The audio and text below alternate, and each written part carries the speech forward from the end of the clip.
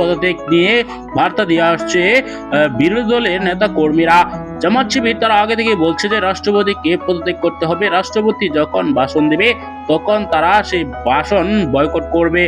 তারা কিন্তু ওয়াকআউট হয়ে সেখান থেকে চলে আসে। সংসদে একটি উত্তেজনা তৈরি হয়।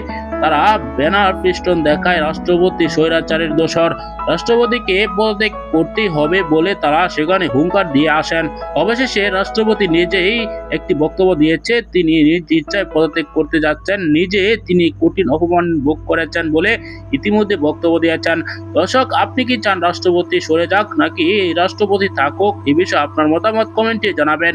এখন পর্যন্ত রাষ্ট্রপতিকে সরানোর বিষয়ে কোনো মন্তব্য করেনি বিএনপি। বিএনপি কি তাহলে রাষ্ট্রপতিকে রেখে দিবে? রাষ্ট্রপতি নিজ ইচ্ছায় পদত্যাগের সিদ্ধান্ত নেওয়ার পর এখন বিএনপির চিন্তার বাজ পড়েছে। বিএনপি নেতা কর্মীরা বলছে যে রাষ্ট্রপতিকে রাখতে হবে, না হলে সংবিধান সংকট তৈরি হবে।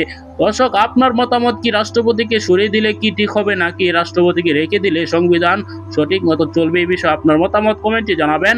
পরবর্তী নিউজগুলো পেতে চ্যানেলটিকে সাবস্ক্রাইব করে রাখবেন। এই মুহূর্তে বিদায় নিচ্ছি। আসসালামু আলাইকুম।